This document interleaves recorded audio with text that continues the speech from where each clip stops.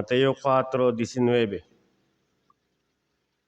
At sinabi niya sa kanila, magsisunod kayo sa hulihan ko at gagawin ko kayong mga mamamalakaya ng mga tao. At sinabi niya sa kanila, magsisunod kayo sa hulihan ko at gagawin ko kayong mga mamamalakaya ng mga tao. Pagpalain ng Panginoon yung kanyang salita sa pangalan ni Jesus. Amen. Tayo po'y manalangin saglit mga kapatid. Manaming Diyos, mga pangyarihan sa lahat, pinupuri ka namin muli at pinapasalamatan. Dakila kayo, Hari at Sovereign. Kailangan po ang aming Diyos. Kailangan po ang aming sinasamba. Kailangan po ang aming nilululati. Maging sa araw na ito, unang araw ng Sanlinggo. Ang focus namin, ang puso namin, ang isipan ay nakapokus sa inyo.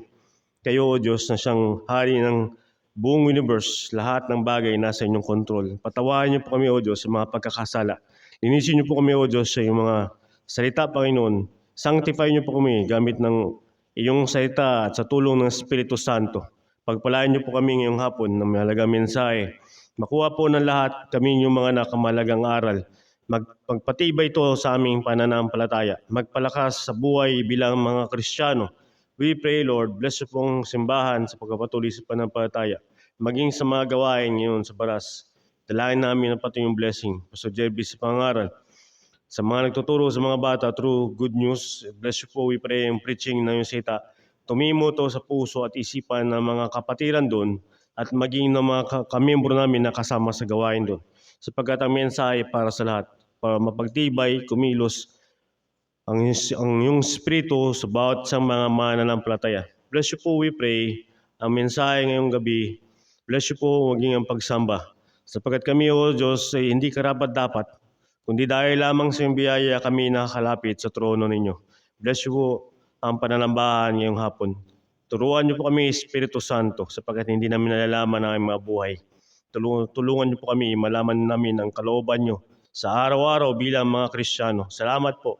Kayo po ang aming pinapapurihan at pinapasalamatan sa pangalan ni Jesus. Amen. Kayo po na mga kapatid.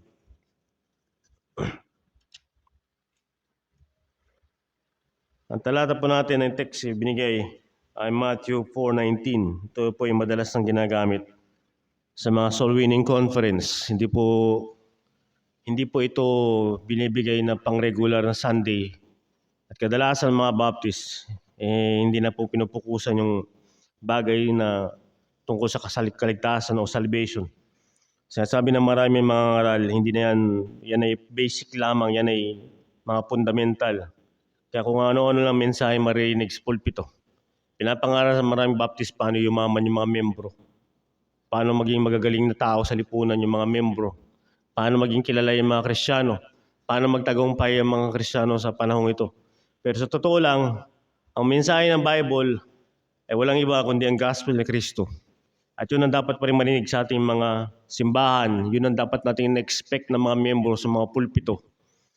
Yun ang dapat pa rin maging puso natin, laman ng ating puso at laman ng ating isipan sa tuwing gigising tayo sa umaga, ang gospel ni Kristo. Gusto natin ang ating mga membro ay maging involved sa soul winning. Maging involved sa soul winning. Hindi lamang makasama sa ilang mga gawain, kundi yung mga membro talagang sila ay involved sa pag-soul winning. Hindi lamang ang ating target na sumama sila sa mga activities. Sasama ka sa mga outreach, sasama ka sa mga schedule, sasama ka sa samana. Tuwing Tuesday, sasama ka sa Baras pag Thursday, sasama ka sa Kamyas at Tulagsis pag Friday, pag Saturday naman, maraming mga area pupunta natin. Ang target natin sa simbahan, lahat ng membro, saved and baptized, nakakilala kay Kristo, dapat siya ay involved personally sa soul winning. Meaning siya mismo ay meron dinadalang kaluluwa sa Panginoon. Hindi lang to habol natin mayroon tayo mas makasama tayo sa picturean mga kapatid. Hindi natin habol dito na makasama tayo sa mayroong mga nadala na kaluluwa na ang habol natin tayo mismo, na-experience natin na tayo mismo ay ginamit ng Panginoon sa pag-soul winning o pag-win ng souls. Sapagkat sinabi ng ating talata, sinabi ni Kristo, kanino? Ang binabanggit po dyan ay sa verse 18, sino-sino mga taong kinausap ni Kristo? Ang dalawang magkapatid, verse 18, si Simon na tinatawag na Pedro, si Andres na kanyang kapatid. Sinabihan sila ni Kristo, magsisunod kayo sa akin. sa hulihan ko, gagawin ko kayong mga mamamalakaya ng mga tao. Gagawin silang fishers of men. Mga mangingisda ng tao. Walang tinangi si Kristo. Wala siyang pinili na grupo. Sinabi ay mga active lamang o mga full-time workers lamang. Kundi ang binanggit niya si Pedro at si Andres na kanyang nakita, binanggit niya ang kanyang motibo, ang kanyang layunin, gawin silang mga mamalakaya ng tao. Kaya meaning, ang target ng Panginoon Kristo sa simbahan niya, ang lahat ng membro may involved sa soul winning. Bawat isa ay dapat maging fishers of men. Kaya nga, para maging fishers of men, maging mamalakaya ng tao, mula sa analogy nito na nangingisda ang tao, hindi lamang ito sumasakop sa paghuhuli ng isda lamang. Kasi yung iba, naka-soul winning na ako, picture na, di tapos na. Pinost ko na sa BBC Bagong Nayon at sa BBC Our Church. Ang akala na iba, tapos na sila sa gawain. Hindi lamang ganun, panguhuli ng isda. Sapagkat hindi nangingisda yung mangingisda sa laot, pagkahuli niya, tatapon niya uli sa tubig yung nahuli niya. Pagkatapos ng picturean, ay nakahuli akong talakitok. Pinicturean ko, tapos wala na, balik ko na sa tubig. Ang trabaho ng fisherman, dadalhin niya yung kanyang nahuli sa pangpang, sa shore. Sapagkat kailangang mapakinabangan yung kanyang nahuli. Gayun din, likewise, sa soul winning, hindi lang ito pag-share ng gospel. Ang soul winning ay dapat umabot sa discipleship, mga kapatid. Dapat yung ating win-win, dinidisciple natin. Hindi tayo irresponsible Christians na winning tayo ng winning ng souls, pero hindi natin dinadala sa Panginoon. Klarong-klaro. Ang sinasabi ng Bible, dinadala sa Panginoon, kagaya ng sinabi ng Matthew 28, verse 18, 19, 20. Anong sabi po ng talata? At lumapit si Jesus sa kanila at sila'y kanyang kinausap na sinasabi, ang lahat ng kapamalaan sa langit at sa babaw ng lupa ay naibigay na sa akin. Dahil dito magsiyaon nga kayo at gawin niyong mga lagad ng lahat ng mga bansa. Sila ay inyong bautismuhan sa pangalan ng Ama at ng Anak at ng Espiritu Santo. Sinol winning mo, dapat targetin mo, mabaptize siyang taong yan na sinol winning mo. Tapos yan, verse 20, turo niyo sa kanila na kanilang ganapin lahat ng mga bagay na inutos ko sa inyo. At narito ako'y sumasa inyong palagi hanggang sa katapusan ng sanlibutan. Amen. Turuan silang tuparin na lahat ng pinag-utos si Kristo. Yan ang soul winning na sinasabi ni Kristo, fisher of men. Hindi lamang sa evangelism, hindi lamang sa gospel sharing. Dapat ang mga kapatid, dapat pag meron tayong winin na kaluluwa, dadalhin natin sa Panginoong Jesucristo. Sa pagsunod kay Kristo. Hindi lamang to, nakashare tayo ng Romans Road, nakashare tayo ng ilang verses sa gospel, kundi ang target natin, magkaroon sila ng pagpapatuloy sa discipleship, mga kapatid. Merong verse po na binanggit sa 1 Thessalonians.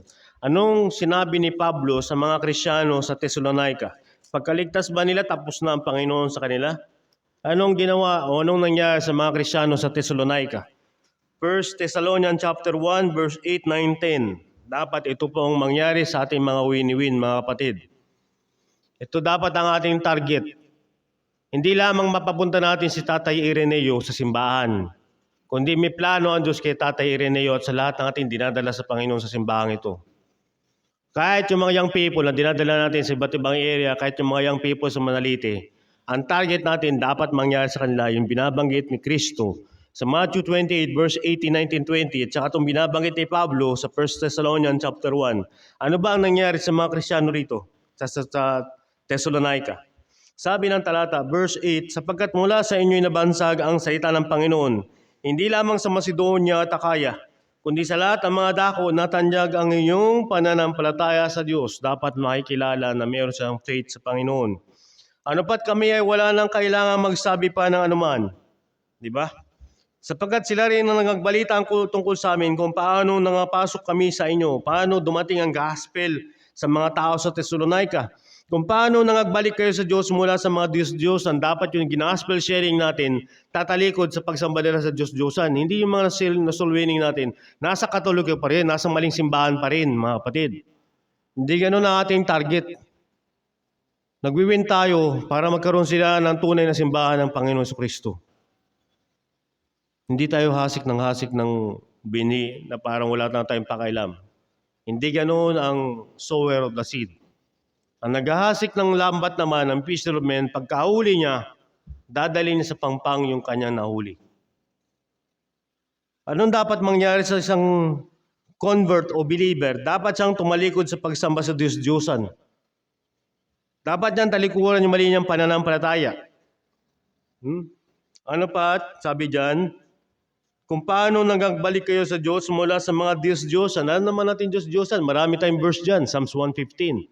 Diyos-Diyosan, walang nagagawa. May ilong, may tenga, may kamay, pero walang nagagawa. Pero marami tayong nawin, nandun pa rin sa Diyos-Diyosan. Ang dami natin nawin, ang dami nating Bible study, pero sumasamba pa rin sa Diyos-Diyosan.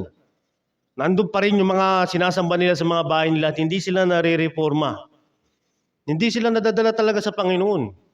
Meron pa nga tayong Bible study, tapos ating mag-Bible study, nagsa-sign of the cross pa eh. Ano ibig sabihin nun mga kapatid? Kailangan tayong mapalalahanan, tayong mga membro simbahan to. Ano ba talaga ang fisher of men? Ano ba? Binigyan natin sila ng gospel, pero nandun pa rin sila sa kanilang sinasamba. Di parang binigyan natin sila ng salita ng Panginoon, pero nandun pa rin sila sa Ehipto. Sumasamba pa rin sila sa mga Diyos-Diyosan ng Ehipto. Di parang walang silbing Moises yun. Ang ginawa ni Moises, kung siya ginamit na lingkod ng Panginoon, dinala niya ang mga tao mula sa Ehipto, dinala niya sa Promised Land. Ang mga tao dapat ng Diyos, inaalis sa pagsamba sa Diyos-Diyosan. Upang mga lingkod sa Diyos na buhay at tunay. Di ba yun din ang sinabi ni Moises sa Israel? At sinabi niya sa Paraon, kami magsaserve sa Diyos na buhay at tunay. Thus said the Lord. Sabi ng verse 10, hindi lang magtatapos dyan mga kapatid. Magkakaroon sila ng tamang pagsamba sa Diyos. Magkakaroon sila ng tamang paglilingkod sa Panginoon. Magkakaroon sila ng tamang pag-asa sa Diyos. Verse 10, upang hintayin ang kanyang anak na mula sa langit na kanyang binangon sa mga patay. Si Jesus nga na nagligtas sa atin mula sa galit na darating. Dapat yung ating nasulwining mag-aantay kay Kristo. Hindi, may mga nasulwining tayo na parang walang nangyari sa kanila. Hindi sila nag-aantay kay Kristo. Dami natin na sila ng gospel pero hindi nagbago mga buhay nila. Nandun pa rin sa dati nilang buhay. Na hindi nila sinasamba si Kristo, hindi naantay. Hindi yan ang ating pagiging fishers of men, mga kapatid. Parang nga tayo nang huli ng isda, yung isda nakawala pa rin. Bumalik sa laot. Nahuli na natin para sa Panginoon pero nakabalik pa rin sa laot. Hindi ganyan pagsusulwining. Dapat sila ay maging followers ng tagasunod ni Kristo. Verse 6, 1 Thessalonians 1:6. At kayo'y nagsitulad sa amin at sa Panginoon. Dapat ganun dapat mangyari sa mga nasusulwining natin. Dapat maging followers sila ng mga Kristiyano at ng mga Kristiyano ay follower ni Kristo. Dapat ginagaya nila tayo. Dapat kung anong buhay natin, yun din ang magiging buhay nila sapagkat sila nasulwining natin. Pero marami na tayo nasulwining na ngayon ay sumasamba pa rin sa Diyos-Diyosan. Ngayon pa, ginawang international shrine yung katedral. Marami tayong nawin. Pinupost pa nila sa My Day na sila nandun. Pero pagbalik ka mo, sasabihin nila, oy, naalala ko yan, tinanggap ko si Kristo. Pero nasan ang pagtanggap kay Kristo? Nasan yung gospel na kanilang naintindihan? Di ba mga kapatid? Ito yung mga kailangan pag-isipan natin bilang mga miyembro ng simbahan. Dapat sila maging pattern sa mga believers. Verse 7, 1 Thessalonians 1:7. Ano pa? Naging uliran kayo ng lahat ng mga nananampalatayang nga sa Macedonia at nga sa Achaia. Dapat yung mga nasulwining natin, magiging pattern din sa mga susunod. Ibig sabihin, makikita sila ang buhay sa kanila, ang buhay Kristiyano, makikita sa kanila ang Christian living. Yun dapat ang makita sa buhay ng mga nasusulwining natin. Kaya nga, talagang kino-confess natin sa Panginoon, marami tayong pagkakamali sa mga dati nating buhay at mga dating programa ng simbahang to. Maraming evangelistic crusade ginawa ang simbahan to. Ang daming nawin, 180. 100 sa isang lugar, 80 sa isang lugar. Ang dami, may mga 45 pang SK chairman, SK kagawad. Pero nasaan yung mga taong yun? Nasaan kaya sila? Sumasamba kaya sila sa tunay at buhay na Diyos? Pero nasulwining natin sila. Nire-record natin sa ating mga gospel na tally sheet. Ano ibig sabihin nito mga kapatid? Ano nangyayari na sa ating gawain na binigay sa atin ng Panginoon? Di ba dapat natin ito pag-isipan? At dapat tayong manalangin. Dapat na ihayag ang kanilang pananampalataya. Diba sabi ng verse 8, natanyag ang inyong pananampalataya sa Diyos. Pero balikan natin yung ating mga nasyaran, sa ating mga soul winning, mga naging bisita natin sa anniversary at sa mga evangelistic natin, balikan natin ang mga buhay nila. Meron ba silang pananampalataya? Diba? Alam natin ang pananampalataya, ito yung papakita ng bagong buhay sa Diyos. Ito yung nagpapakita ng bagong pagsamba sa Panginoon. Ito yung nagpapakita ng mga katanyagan na marami silang kabayanihan na ginampanan paalang-alang sa Panginoon, sa Diyos. Hebrews chapter 11. Yun. Dapat matatanyag ang pananampalataya. Kaya nga, ang soul winning hindi lang may mga evangelism, kundi dapat discipleship. Dapat dadalhin ang mga nawiwin para hanggang sa pagbabalik ni Kristo. Dapat kasama natin yung ating nawiwin na mga nahuhuli sa laot ng evangelism. Madala natin sila mag-aantay sa pagbabalik ni Kristo. Ang daming mga tao hindi pa nag-aantay kay Kristo. Ang dami. Mga kapatid. At marami tayong mga pagkukulang. May mga chance, may mga time pa na ating sinayang ating mga oras na nag-dwell tayo sa ating mga pagbabackslide. Nag-dwell tayo sa mga mali nating hakbang. Sinayang natin ang panahon natin na sana ilaglingkod tayo sa Panginoon. Pero hinayaan natin ma-overpower tayo ng mga circumstances sa ating mga buhay. Para tayong si Elijah, na siya na-discourage anong ginawa niya, nagtago na lang sa bundok. Ayaw na niya ipangaral yung salita ng Diyos sapagkat pinapatay lamang daw mga propeta. No, mga kapatid. Kaya sabi dito, si Kristo ang master na soul winner. Siya ang pinakamagaling na soul winner. Sapagkat sinabi ng Lucas 19:10, sabi po ng talata. Lucas 19:10, sapagkat ang anak ng tao ay naparito upang hanapin at iligtas ang nawawala. For the Son of Man is come to seek and to save that which was lost. Walang sino mang may pangunahing desire magligtas ng kaluluwa kundi si Kristo Jesus na ating Diyos na nagkatawang tao. Siya ang master soul winner. Sapagkat siya'y dumating, hanapin niya at ililigtas niya yung mga nawawala. Kaya nga, makikita mo dyan pa lang sa Lucas 19:10, walang bahagi ang tao sa kaligtasan, hindi tao naghahanap sa Diyos. Nagkakamali pa nga ang tao sa paghahanap nila sa Diyos, nandun sila sa maling reliyon eh.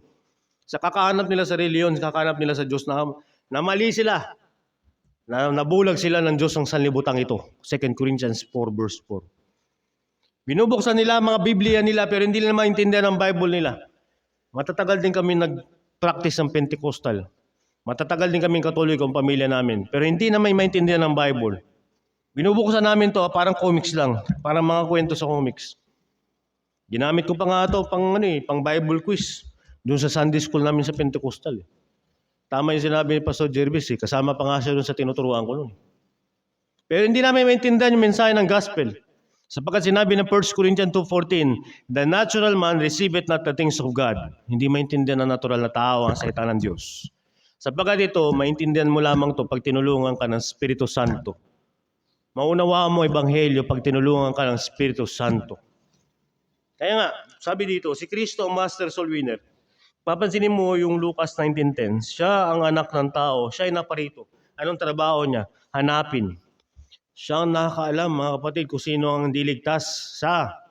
Hindi tayo, hindi natin alam. Ito siguro unsaved to kasi ganito ang buhay. Hindi, si Kristo nakakaalam. At siya may power para magligtas, hindi naman tayo. Kaya nga, ang soul winning, hindi to sa atin ang kapangyarihan magligtas. Sabihin, sama ka soul winning para iligtas natin yung mga Hindi tayo tagapagligtas. Ang Diyos, si Kristo, ang tagapagligtas. Diba Matthew 1:21, He shall bear a son, He shall call His name Jesus, for He shall save His people from their sins. Si Kristo magliligtas, si Kristo master soul winner. Siya ang maghanap at liligtas yung mga nangangawala. Yung kanyang presensya sa simbahan, yung kanyang pagkilos sa simbahan, siyang nagbibigay ng katiyakan ng tagumpay ng Great Commission. Di ba ang sabi nung ating binasa sa Matthew 28, verse 20? Anong sabi po? Ibalikan po natin. Ang sabi po ng talata, Matthew 28, verse 20. Ituro nyo sa kanila na kanilang ganapin ang lahat ng mga bagay na inutos ko sa inyo. Kaya mayroong mga commandments si Kristo. Dapat yung turo ng mga na-discipler. Yung mga nagdi-disciple. Dapat yung turo, yung mga kautusan ni Kristo. Na yan ay binabanat ngayon sa Pastor Jervis natin, nagtuturo daw ng commandments, kautusan. Mayroong kautusan si Kristo eh. May mga commandments si Kristo dapat matupad ng mga ligtas. At anong pangako dyan? Na mag-i-ensure ng tagumpay ng simbahan. At narito ako'y sumasa inyong palagi hanggang sa katapusan ng sanlibutan. Amen. Matitiyak ang tagumpay ng simbahan sa Great Commission o pagwiwin ng souls o fishers of men kasi kasama natin si Kristo. I am with you always, even unto the end of the world. Amen. Walang pinagkaiba yan sa Marcos 16. Anong sabi ng Marcos 16? Tagumpay ang soul winning kasi kasama si Kristo. Marcos 16, sabi ng talata, huling talata, verse 20. Marcos 16, verse 20. Asistahan po natin mga kasama natin. Verse 20, nagsialis sila at nagsipangaral sa lahat ng dako. Gumagawang kasama nila ang Panginoon. Gumagawang kasama nila ang Panginoon, mga kapatid. Ibig sabihin, sa soul winning, pag ginawa natin ang soul winning ng simbahang to, kasama natin gumagawa si Kristo. I-elaborate natin yan. Paano gumagawa si Kristo? Nasa Lucas yan. Nasa Lucas 24. Ganito gumagawa si Kristo. Ito ang ginagawa ni Kristo. Kasama niya tayo sa soul winning. 24 verse 45. Itong ginagawa ni Kristo. Kaya nga wala ito sa galing natin eh. Hindi tayo ito sa magaling tayo mag-share. Hindi dahil sa magaling tayo sa mga verse. Kundi ito dahil sa galing ni Kristo. Verse 45. O simulan natin sa verse 44 kasama ang banal na kasulatan. Sabi po ng verse 44, Lucas 24, sinabi niya sa kanila, ito ang aking mga salitang sinabi ko sa inyo, nang ako'y sumasa inyo pa, na kailangan matupad ang lahat ng mga bagay na nangasusulat tungkol sa akin, sa kautusan ni Moises, sa mga propeta at sa mga awit. Yan po yung Old Testament. The law, the prophets, and the Psalms. Old Testament po lahat yun. Sabi sa 45, anong ginagawa ni Kristo na pinatutuhanan ni Marcos sa kanyang sulat sa Ebanghelyo sa Marcos 16:20. Paano ko kasamang gumagawa si Kristo sa panahon ito? Nang magkagayoy, binuksan niya ang kanilang mga pag-iisip upang mapag-unawa nila ang mga kasulatan. Amen. Ang ginagawa ni Kristo, mga simbahan niyo, nag-soul winning. Kapag ang soul winning ng isang Kristiyano, kasama mo si Kristo, binubuksan niya ang isip ng sinusoul winning mo para maunawaan niya yung kasulatan. Kasi nga, ang natural na tao, kahit bigyan mo pa siya ng Bible, kahit malaking letra pa ibigay mo sa kanya, sa idahilan pa niya, malabo mata ko, hindi ko makita. Kahit ibigay mo pa yung malalaking font, pag hindi siya tutulungan ng Diyos, hindi siya tutulungan ng Espiritu Santo, hindi siya tutulungan ni Kristo, hindi niya maunawaan yung banal na kasulatan. Kaya nga si Kristo ang master soul winner, mga kapatid. Siya nakakaalam ng tamang soul winning. Siya lamang magpapaunawa sa atin. Pansinin natin, tayo mag-reflect. Ibig sabihin, nung tayo naligtas, tinulungan tayo ni Kristo. Tinulungan tayo ng Espiritu Santo, mga kapatid. Yung nakaintindi tayo, daming pupunta sa mga bahay natin. Dami na nag-share sa atin. Dami na nga tayo napanood sa Gate 2, sa mga palengke nangangaral. Bakit hindi tayo nakakaintindi? Bakit nung time na tayo nakaintindi ng gospel? Bakit yung time na yun naunawaan natin? Kasi marunong tayo. Kasi magaling tayo. Magkayabangan yan. Hindi sa ating sarili. Tinulungan tayo ng Diyos sa kanyang biyaya. Mga kapatid. Kaya nga, kung si Kristo ang soul winner, the master soul winner, dapat tayong magpatulong kay Kristo, dapat tayong magpaturo kay Kristo. Lo, I am with you always, even unto the end of the world. Kaya nga tayo susunod kay Kristo. Kaya tayo ay mag-obey kay Kristo sa lahat ng kanyang mga instruction. Gagawin natin kung anong ginawa ni Kristo. Mangusap tayo kung paano mangusap si Kristo sa tao. Makikipag-interact tayo sa mga tao kagaya si Kristo ang makikipag-interact sa mga tao nung panahon niya. Hindi tayo makikipag-compromise kagaya ng preaching kaninang umaga. Hindi tayo mag-win na makikipag-compromise tayo. Hindi tayo makikipag-unuman sa tao para mawin natin sila sa Panginoon. Paano makipag-interact si Kristo? Sabi nga ng pangaral kaninang umaga, si Kristo ang nilapitan ng mga unbelievers. at dinala sila ni Kristo sa Ebanghelyo. Hindi siya nakipag-compromise. Hindi siya nakipag-compromise. Hindi siya gumawa ng kasalanan para madala niya yung mga makasalanan. Hindi siya sumala sa gay pride o gay march para mawin niya yung mga gay o mga LGBT. Mga kapatid. Hindi yan. Hindi siya naging worldly para mawin niya mga worldly na unsaved. Kaya yun din naman, tayong mga Kristyano, hindi natin gagawin yung mga sistema ng iba na ipag-compromise. Gagayahin natin kung ano ang halimbawa ni Kristo. Makikipag-interact tayo sa unbelievers, kagaya ng ipag-interact si Kristo. Si Kristo, hindi niya kinasukulaman o hindi niya pinandirihan yung mga unbelievers. Sinabi niya nga kay Sakeo Sakeo, bumaba ka dyan. Sa bahay mo ako tutuloy. Si Sakeo ay publikano, mandaraya, magnanakaw. Pero pinuntahan ni Kristo at sinulwining niya. Si Kristo hindi nandiri sa leprous na taong may ketong. Pinagaling niya. Pero yung mensahe ng paligtasan, ganun pa rin. Siya sabihan niya ang tao, kagaya sinabi niya sa Marcos 1:15. Diyan lang, buksan lang po natin Marcos 1:15.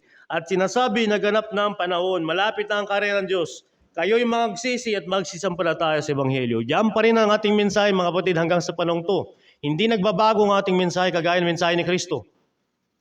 Hindi natin ginagawang palabok yung mensahe ng gospel. Hindi natin pinapalambot yung gospel. Kung anong mensahe nito, yung pa rin hanggang ngayon. Sasabihin pa rin natin mga tao, kahit mga mag-anak natin, kahit mga mayayaman pa, sasabihin natin, magsisi kayo at manampalataya sa Ebanghelyo para kayong maligtas. Para kayo pumasok sa kaharian ng Diyos. Diba mga kapatid? Yan pa rin po ang tama at yan pa rin po ang pananatilihin natin sa simbahan. Si Kristo, Master Soul Winner. Hindi natin gagayahin yung style ng ibang mga soul winner ngayon. Sabi na iba, wag na yung Bible, nakaka-open ng Bible. Wag na yung sasabihin na ibang mga pilosopo, si Kristo nga walang Bible, pero si Kristo may salita ng Diyos. Hindi naman tayo kagaya ni Kristo na ang salita ng Diyos ay kabisado nating lahat. Kailangan natin ng Bible. Kaya pag tayo lakahayo, dala natin ang ating mga Biblia. Ang iba, sinasabi na iba, dapat life coach na lang tayo, dapat nagko-coach na lang tayo para ma-motivate yung mga tao sa gospel. Hindi ganyan. Dapat sasabihan pa rin ng tao magsisi sa kanilang kasalanan kasi pinagbayaran ni Kristo lahat ng mga sala. Pero hindi ibig sabihin nun, diretso ka sa langit kasi nagbayad na si Kristo. Ibig sabihin ikaw yung makasalanan pa rin, dapat ka magsisi. At sampalatayan mo yung trabaho ni Kristo. Kaya si Kristo pa rin po ang Master Soul Winner. Paalala lamang po ito para sa ating ngayong hapon. Kasi meron tayong evangelistic. At hindi tayo magkakaroon lamang na evangelistic na hype o magkakaroon lang tayo ng mood sa evangelism pag-evangelistic. Mga kapatid, meron tayong personal evangelism. Sino ang ating wini-win kapag nag-regular na araw? Sino ang ating sinisira ng gospel kapag sa araw-araw? Diba? Kaya ito ang tanong, paano ngayon ang simbahan magiging soul-winning church? Alam naman natin, yung sinabi ni Kristo, follow me and I will make you fishers of men. Walang ibang avenue o walang ibang venue para gawin niyang fisher of men yung mga susunod sa kanya kahit sa panahon to. Ang gagamitin niyang lugar, ang kanyang simbahan, yung mga believers na nangangaligtas. Dito matitrain ang mga fisher of men. Ibig sabihin, hindi lamang nagliligtas ang Panginoon tapos na. Mag-antay ka lang bumalik si Kristo. Hindi. Sabi ni Kristo, follow me and I will make you fishers of men. Paano magiging soul winning yung church, yung kasalukuyang mga simbahan ngayon? Na ngayon, maraming simbahan na ngayon nakapokus na lang sa Baptist Day, pagpaparami ng kayamanan ng mga membro, ang mga membro na focus na lang sa mga negosyo. Hindi ko sinasabing mali yan. Ang sinasabi nga natin, kasama ng mga bagay na yan sa buhay ng mga membro, dapat ang mga membro magwiwin pa rin ng kaluluwa sa Panginoon. Paano ngayon magiging soul-winning church yung silbahan ng Panginoon? Obserbahan po natin yung text ng ating binuksan. Matthew 4 verse 19. Balikan po natin. Ito po ang ating obserbahan. Paano magiging soul-winning church yung simbahan ng Panginoon? Paano? Matthew 4:19. Tumatawag si Kristo. Christ calls. Ano ang panawagan ni Kristo? Verse 19. Magsisunod kayo sa hulihan ko, gagawin ko kayong mamamalakaya ng mga tao. Tumatawag si Kristo. Tinatawag niya ang mga tao maligtas. Tinatawag niya ang tao na sumunod sa Kanya. Tinatawag niya ang tao sa Kanyang dakilang layunin. Follow me and I will make you fishers of men. Tanging si Kristo ang tatawag sa atin para sa gawain ito. Hindi to persahan mga kapatid. Hindi to dahil sa minomotivate ng mga Kristiyano. Hindi to networking. O gawin natin, mag-networking tayo sa simbahan, mag-invite tayo. Sige, pag meron tayong madala, o sige, meron kayong bonus. Anong klase? Networking ng simbahan? Ba't maraming ganyang simbahan? Oo, binibigyan nilang bonus yung mga maimbita. Pag meron kang naakay, sabi nila sa pamamahayag ng doktrina, may incentive yung nakadala. Hindi ganyan ang ating habol, mga kapatid. Tinutupad natin yung instruction ni Kristo. Sabi diyan, tinatawag ni Kristo ang soul winner. Follow me and I will make you fishers of men. Diba, tinatawag niya ang mga tao sa Ebanghelyo. 1 Peter 2:19, ang sabi po ng talata, paano tumatawag si Kristo sa simbahan? 1 Peter 2:19, ang sabi ng verse, sapagat ito'y kalugod-lugod kung dahil sa buding ukol sa Diyos, magtihis ang sinuman ng kalumbayan nang magbata ng di matuwid. O 2:19, magtiis. At saka verse 9, kasama ang pagtitiis, kasama ang pagtsatsaga, verse 9, datapwat kayo isang lahing hirang, isang makaharing pagkasaserdote, bansang banal, bayang pag-aaring sarili ng Diyos, upang inyong payag ang mga karangalan niyang tumawag sa inyo. May tumawag sa atin, ang Diyos. Saan niya tayo tinawag? Mula sa kadiliman. Saan niya tayo nililipat? Hanggang sa kanyang kagilagilalas na kaliwanagan. Tumatawag ang Panginoon. At diyan na tayo kinuha sa kadiliman. Diba unsaved tayo dati? Dati tayo patay sa kasalanan at paglabag. Wala tayong buhay sa Diyos. Sumusunod tayo sa tradisyon. Takot na takot tayo sa mga kaugalian. May dumaan nga lang pusa sa daan natin. Nawala, sira lahat ang plano natin. Pusang itim, wala na. Takot na takot na. May alis nga lang sa pagkainan, kailangan iikot mo yung plato. Anong kinalaman ng plato sa buhay ng tao? Diba? Anong alam ng kutsara at saka yung tinador kung sinong bisitang darating? May gender ba yun? Pero maraming tao may takot. Sabagat yung mga pamahiin, superstitions, ay mga paliwanag sa mga bagay na hindi may paliwanag ng unang tao. Ganun. Ang mga tao may mga pamahiin, may mga superstition. Tinawag tayo ni Kristo mula sa kadiliman papunta sa kaliwanagan. Diyan tayo tinatawag ng Panginoon. Gospel ang nagdala sa atin sa liwanag. Gospel ang siya nagbibigay sa atin ng pangako ng mamanahin natin walang hanggan. Hebrews 9. Buksan po natin.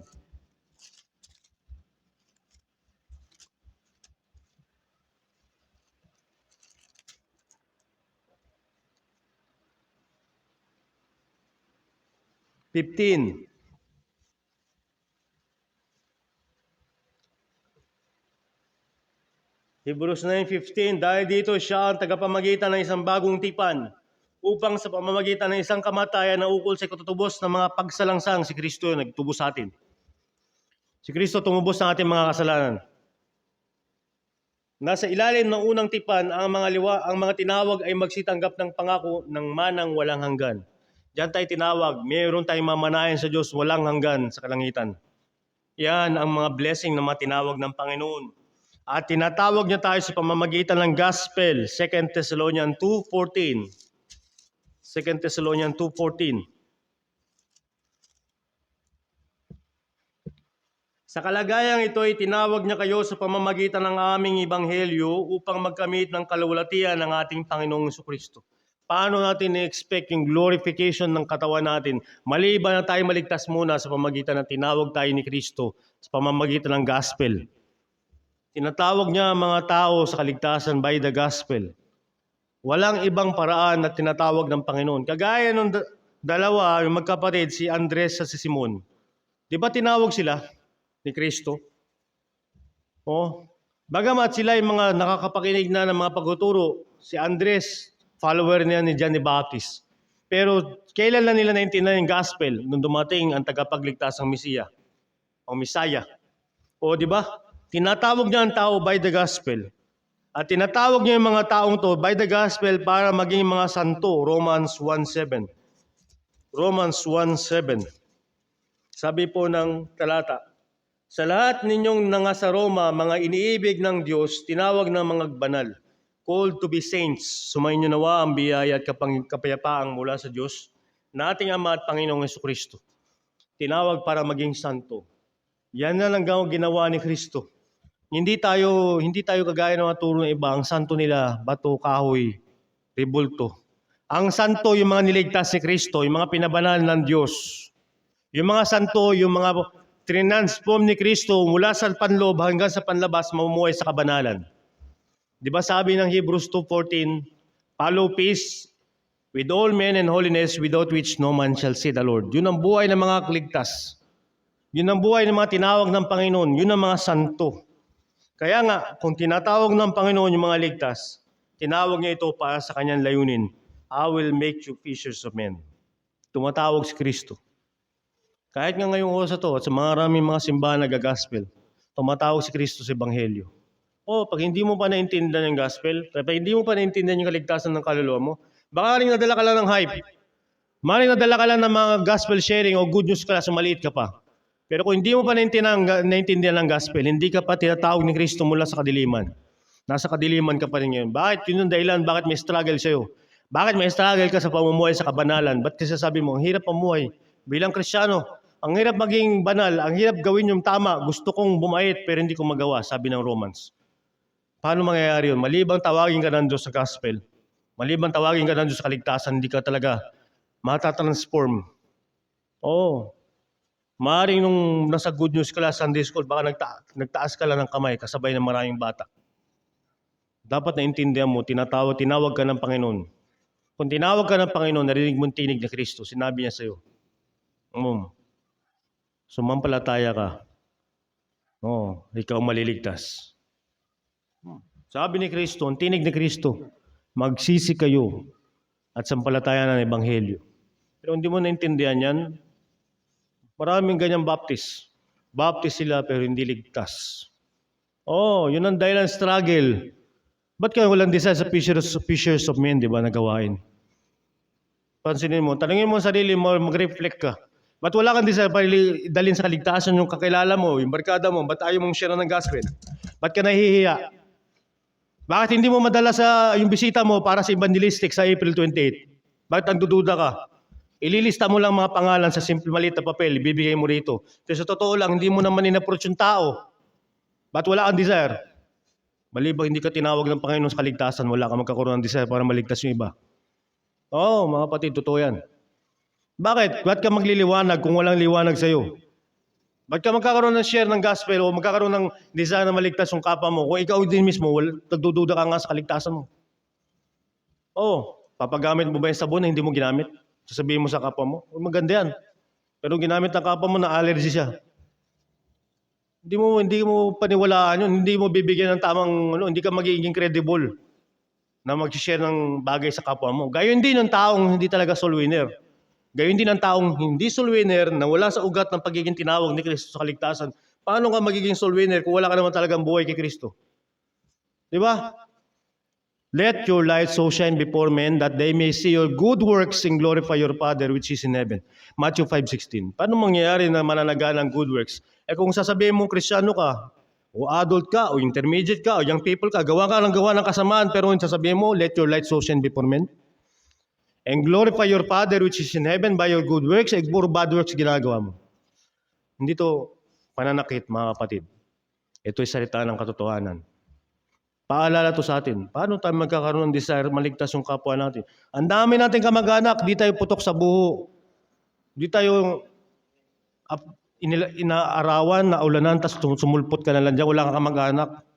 Meron kang koneksyon, meron kang relatives. Pero nasa na sila, mga kapatid? Meron bang instance sa buhay nila na kahit tinanggihan nila, pero may instance sa buhay nila, may time na narinig nilang gospel? Ilan naman nating habol hindi naman natin sa mapiperso Hindi natin mapiperso ang tao. Hindi parang piniperso natin na parang i-shotgun natin yung mga tao. Tumanggap ka sa Panginoon, kung mamamatay ka. Hindi ganoon ang ating pag-persuade. Pero, sabi ng talata, knowing the terror of the Lord, we persuade men. by the gospel. Sino na sa mga kamag-anak natin na dala natin sa simbahan? Sino na sa mga dinasal natin na kahit saglit, evangelistic, makarinig sila ng gospel, hindi pa nga tatagal lang 1 oras minsan ng preaching, Pastor Jervis. Oh, kahit isang saglit, araw-araw nakasama mo yan sa buhay mo, sa bahay nyo, sinisiran mo kaunti-unti, sasabihan mo, oh, maniwala kayo sa Panginoon. Magkaroon kayo ng time sa Ebanghelyo ni Kristo. Kapatid, totoo lang yun, sabi ko ngayong hapon. Kasi marami ng Baptist Church, pero bakit marami pa rin unsaved? Maraming Baptist Church sa Antipolo City, dito sa Kogyo, marami na nga eh. Pero dami pa rin dumadalo sa mga pagsamba sa Diyos-Diyosan. Nasaan yung mga Baptist? Nasaan yung mga ligtas? Di ba? Baka marami ay natupag ipag-backslide. Inatupag nila yung mga heartbrokenness nila. Inatupag nila yung mga kasawian na sa buhay. Na kung tutusin sila yung niligtas na ng Panginoon sa lahat ng kasawian sa buhay. Oh, binigyan na silang bagong buhay kay Kristo eh. Pero bakit sila bumabalik sa dati nilang buhay? Di ba mga kapatid? Yeah. Tama yung pangaral. Inalis ni Moises yung mga Israel sa Ehipto. Pero matagal bago maalis yung Ehipto sa Israel. Marami mga sasabing mga ligtas, pero marami pa rin struggle.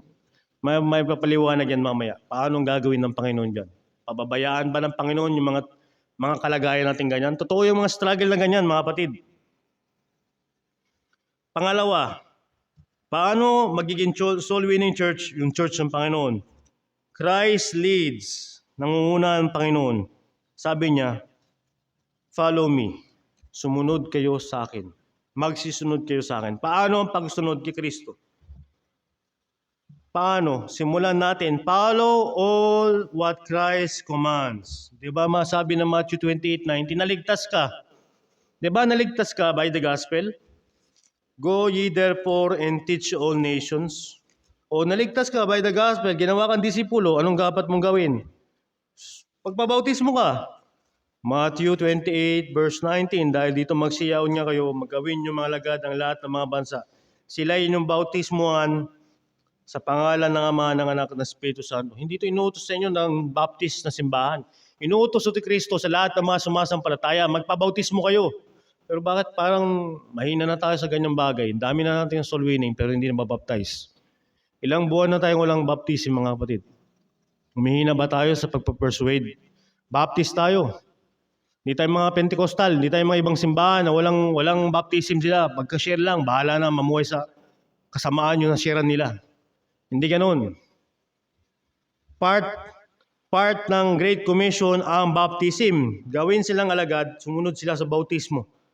O, di ba? Tapos ituro sa kanilang tuparin lahat ng mga pinag-utos si Kristo. Follow all what Christ commands. Follow His leading. Ano bang leading ni Kristo? Nangunguna siya sa atin eh. Anong sabi niya sa mga disipulo? Marcos 8:34. Anong sabi niya? Disipulo ka ni Kristo eh. Nabaptize ka, save ka, nabaptize ka. Itong sabi sa'yo. At pinalapit niya sa kanya ang karamihan, pati ng kanyang mga lagad at sa kanila'y sinabi, kung ang sino mang tao ibig sumunod sa akin, tumanggi sa kanyang sarili, pasanin ng kanyang krus at sumunod sa akin. Ganyan ang dapat gawin ng pagsunod kay Kristo.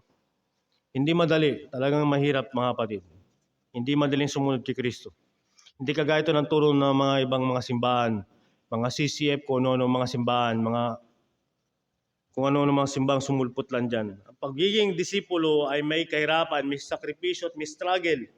Pinalapit na sa kanya ang karamihan, pati ang kanyang mga lagad. Di ba kasama mga lagad, disciples? Anong sabi ni Kristo? Kung sino man daw ibig sumunod sa kanya, kasi sabi sa Matthew 4:19, follow me, di ba? Paano yung pagsunod kay Kristo? Tanggihan mo sarili mo. Yan ang pagsunod kay Kristo.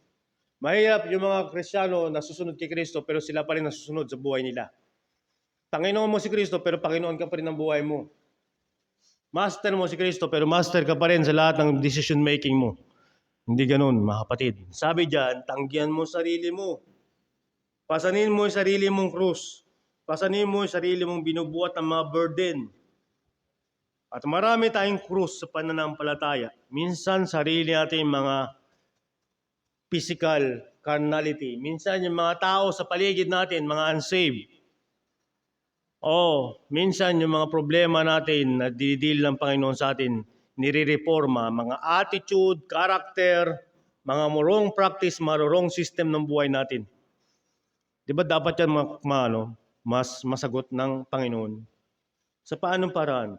Tanggihan mo sarili mo, buhatin mo sariling krus, tapos tsaka sumunod kay Kristo. Hindi madaling sumunod kay Kristo. Mahirap maging Kristiyano. Uusigin ka ng mga unbelievers, lulukuhin ka ng mga unbelievers kasi may dala kang Bible. Lulukuhin ka kasi pinupost mo sa social media mo mga verses. Habang sila, puro kabastusan yung mga pinupost nila. Mga unsaved. Lulukuhin ka ng mga believers kasi nag-schedule sila ng mga activities, mga events, pero mga gawain karnal ang mga ginagawa nila doon. Lulukuhin ka nila sapagkat ikaw hindi ka umiinom at hindi ka mabisyo. Uusigin ka, hindi ka nakikisama sa kanila. Diba? Mahirap sumunod kay Kristo. Mahirap sumunod sa kanyang leading. I-deny mo sarili mo, buhatin mo sariling krus, sumunod ka sa kanya. Yan ang pagsunod kay Kristo. Sumunod ka kay Kristo kahit sa mga difficult circumstances. Matthew 8 verse 22. Buksan po natin sa Matthew 8:22. Kahit mahirap, mga kapatid. Matthew 8:22. Sabi ni Kristo sa gustong sumunod sa Kanya. Sabi sa 21, isa naman sa Kanya mga alagad na po ay nagsabi sa Kanya, Panginoon, tulutan mo muna akong makauwi at mailibing ko ang aking ama. Dapat po at sinabi sa Kanya ni Jesus, sumunod ka sa akin. Pabayaan mo ilibing ng mga patay ang kanilang sariling mga patay. Yan ang mahirap. Difficult circumstances sa pagsunod kay Kristo. Walang dahilan. Sapagkat ang pagtawag ni Kristo, hindi natin ma-assured na gagamitin tayo ni Kristo. Hindi sa ating sariling oras, mga kapatid. Gagamitin niya tayo sa isang partikular na tao ngayon sa kanyang sariling oras. Malay mo, kinikilos ka na niya para mag-share ng gospel, pero tinanggihan mo. Bakit? Nahiya ka eh. Alam ng kausap mo na worldly ka eh. Kaya namang ayusin ng Panginoon yan eh. 1 John chapter 1, di ba? He is faithful and just to forgive us our sins if we confess our sins. Madali naman eh. Pero bakit? Ba't tayo nagkakaproblema? Kasi nahihirapan tayo pag mga difficult circumstances na. Maraming nagdadahilan na. Pagsunod na kay Kristo, ang magiging requirement. Para tayo maging karapat-dapat kay Kristo, Matthew 10:38, sabi ng Matthew 10:38, sabi po ng talata, ang hindi nagpapasaan ng kanyang krus at sumusunod sa akin, hindi karapat-dapat sa akin. Kailangan talaga buhatin ng Kristiyano sarili niyang krus. Kailangan talaga. Ibig sabihin, pag tiningnan ni Kristo at tiningnan ng Diyos lahat ng mga believer sa buong daigdig, bawat believer may dala-dalang krus. Malalaman ng Diyos kung sino talaga yung unsaved kasi walang dalang krus yun. Ang believer, mga mananampalataya, may dalang krus sa buhay nila. To be worthy of Christ, dapat may sariling pagbubuhat ng krus. Hindi mo papasanin yung krus, hindi ka susunod sa Kanya, hindi ka karapat dapat sa Kanya.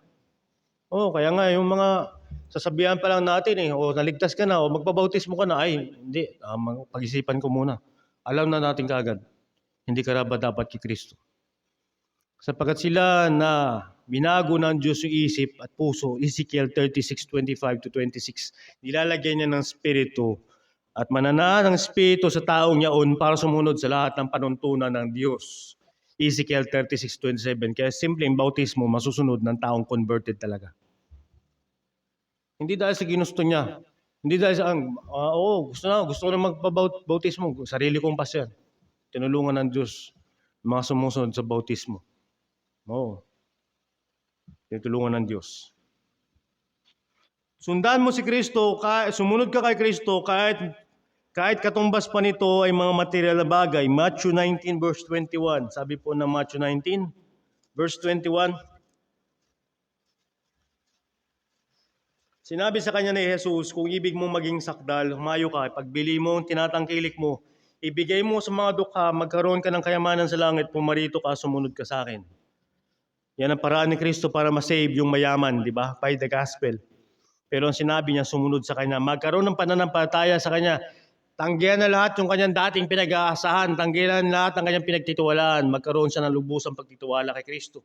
At bilang niyang higit na treasure si Kristo sa lahat ng bagay, sumunod siya kay Kristo. Pero maraming tao hindi susunod kay Kristo, mga kapatid. Maraming tao hindi makikinig kay Kristo. Oh, maraming tao hindi susunod kay Kristo. Maraming tao sisimba sa mayamang simbahan. Pero yung nagtuturo ng tunay na gospel, ayaw nila. Maraming pupunta sa mga simbahan ng mga may Koreano na may mamigay ng mga grocery at jampong. Pero yung nagtuturo ng gospel, ayaw nila kasi masasaktan yung kalooban nila. Oh. Pero tayo mga Kristiyano sa simbahan ito, susunod tayo kay Kristo. Kahit pa anong mga material bagay sapagkat nagtiwala na tayo sa Kristo nung tayo sumampalataya. Follow Christ without turning or looking back. Luke 9:61-62. Oh, Luke 9:61-62, sabi ng talata. 61 verse 62. Oh. At ang iba naman nagsabi, susunod ako sa iyo, Panginoon, datapat pabayaan mo akong magpaalam muna sa mga kasangbahay ko. Susunod muna ako, pag pinayagan ako, tsaka lang susunod sa iyo, Panginoon. Datapat sinabi sa kanya ni Jesus, walang taong paghahawak sa araro at lumilingon sa likod, karapat-dapat sa kaharian ng Diyos. Di pwede yun sa Panginoon ka na, talikod ka pa. Palingon-lingon ka pa sa buhay mo dati. Di pwede. Para maging karapat-dapat ka sa kaharian ng Diyos, yung mga susunod kay Kristo. Oh, mga kapatid, wala ma-accomplish. Kaya nga, kagaya kung naligtas yung isang tao, masama ang pamumuhay niya, babalik siya sa masamang pamumuhay. Diba? O killer ka, naligtas ka, killer ka pa rin. Kasi yun ang hanap buhay mo. O GRO ka sa isang club, o naligtas ka, GRO ka pa rin. Drug addict ka, naligtas ka, drugs ka pa rin. Ibig sabihin, tatalikuran ng lahat ng bagay sa dati nating buhay. Sapagkat sinabi ng 2 Corinthians 5:17, if anyone be in Christ, he is a new creature. All things are passed away. Behold, all things are become new.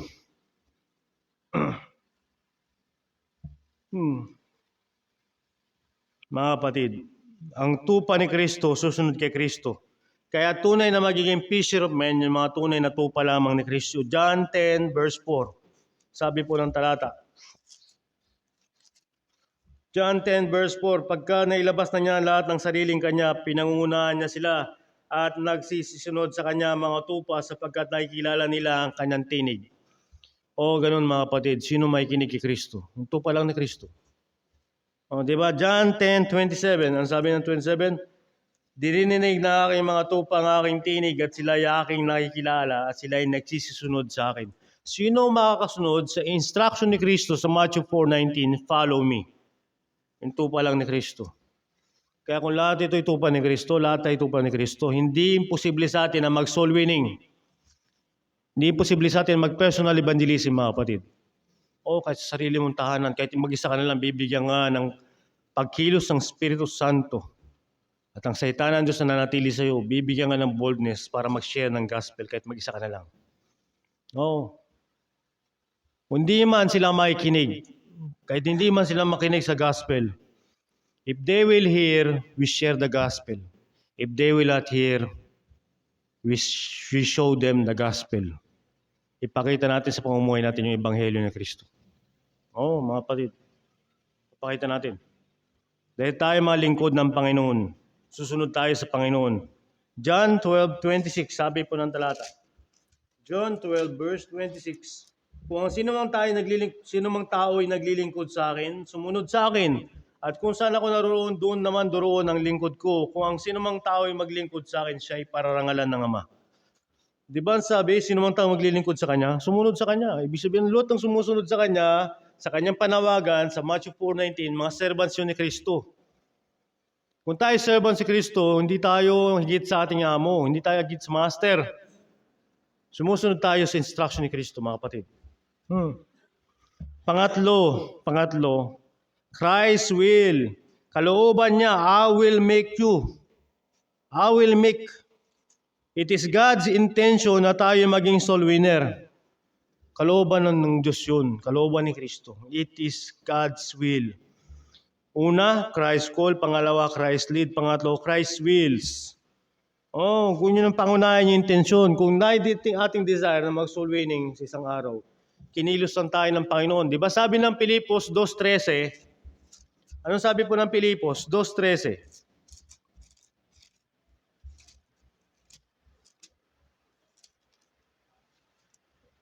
Kaya nga minamahal, kung paano nyo laging pagsunod, na hindi lamang sa harapan ko, kundi bagkus pa ngayong ako'y wala, lubusin ninyo ang gawain ninyong sariling pagkaligtas sa may takot pakikinig. Verse 13, sapagat Diyos ang gumagawa sa inyo maging sa pagnanasa at sa paggawa ayon sa kanyang mabuting kalooban. Amen. Kalooban ng Diyos na maging soul winner tayo, maging fishers of men. Ilalagay niya sa atin ang kanyang desire, ang kanyang kalooban, na i-desire natin at ikilos natin ating mga sarili na ganapin yung kalooban ng Diyos. Kaya nga, ibig sabihin mga kapatid, kung sumasama tayo dati sa mga gawain, kinikilos tayo ng Panginoon. At kung hindi tayo sumasama sa mga gawain na ngayon, we disobey God. Bakit? Ayaw ba ng Diyos na gawin natin yung kalooban niya? Hindi niya babaliin yung kanyang sariling kalooban. Bagamat tayo mga Kristyano, minsan sinusuway natin yung kalooban ng Diyos. Kaya nga tayo nagpa-practice nito. Repentance and faith. We repent when we disobey. We repent pagkakaroon tayo ng shortcoming sa Panginoon. And we have faith. We will practice faith sa pagsunod sa Panginoon. Mga kapatid, Christ will. I will make you. He wills it. It is not our own desire para makatupad sa Great Commission, kundi si Kristo. Ilalagay niya ang kanyang spirito sa atin. Ezekiel 36:27, binanggit ko na kanina. At sa paanong paraan, bakit? Anong kwenta ng spirito? Acts 1:8. Nilagyan niya tayong spirito. Anong tulong ng spirito? Acts 1:8. Ang sabi po ng talata.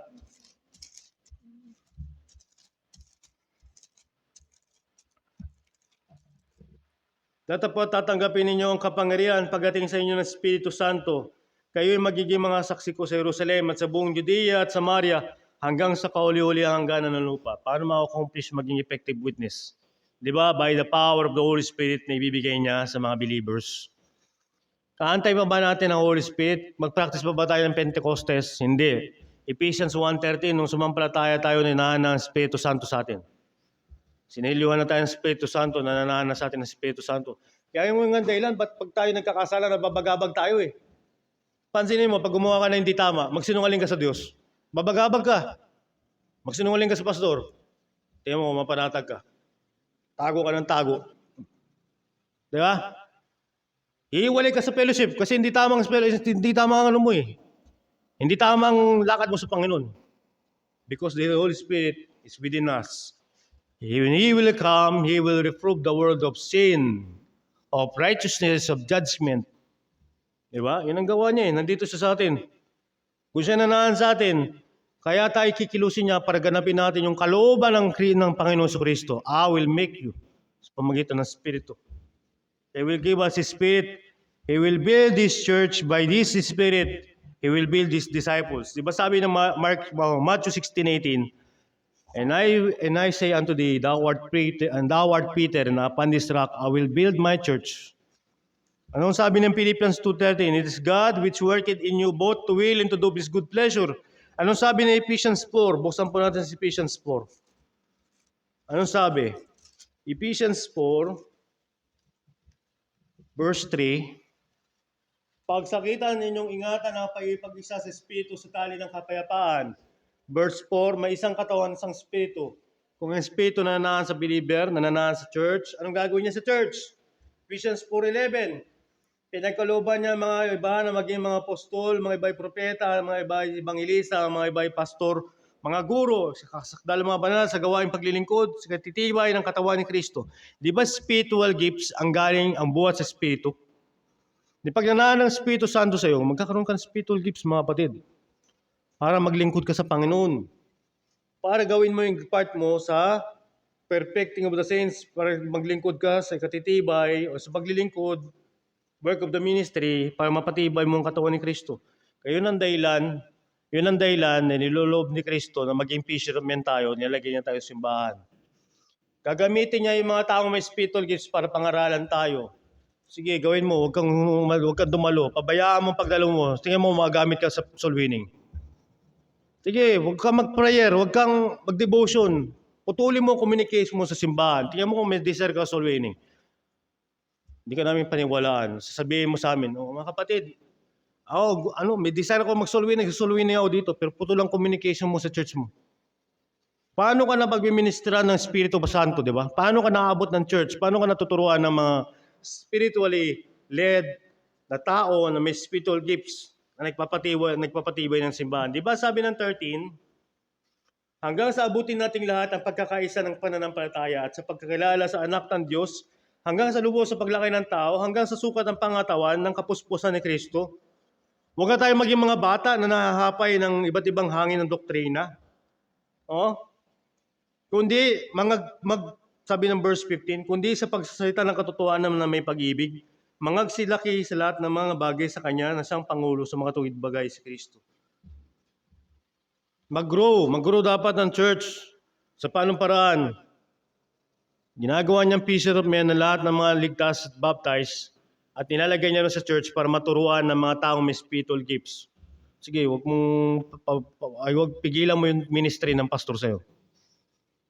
Takot ka. Ayaw kong magsimba kasi ma-rebuke ako. Paano ka ma-edify? Di ba sabi ng Ephesians 4? Paano ka titibay sa pananampalataya kung walang Sunday school teacher na magtuturo sa'yo ng mga doktrina? Di ba mga kapatid? Christ will. Kalooban ni Kristo, maging fisher of men tayo. Mapipigilan ba kalooban ng Diyos? Hindi. Ba't hindi nangyayari sa akin? Ba't hindi nangyayari sa akin yung plano ng Diyos? Sapagkat, sino ba ang kikilusin ng Diyos? Sila na mga nakikinig ng salita ng Diyos. Sila na mga tupa ng Panginoon. Sila na sumurrender sa Panginoon. Maraming mga baptist sa mga simbahan. Bakit? Tatanungin natin, bakit may mga baptist walang desire sa soul winning? Nandun lang sila sa simbahan. Tumagal lang sila sa simbahan, wala silang desire sa pangangaluluwa. Sabi nga sa, tawag sa mga tagawaray. Di ba? Wala silang desire mag-Great Commission, walang desire mag-imbita ng tao. Bakit? Maliban ng tao talaga, walang buhay. Mga kapatid, wala talaga. Sila lamang na may spirito ang kikilusin ng Diyos para sumunod sa lahat ng pinag-utos ng Diyos. Di ba? Buksan po natin yung Ezekiel para magpaintindi sa atin. Ezekiel 36:27. Ano sabi po ng talata?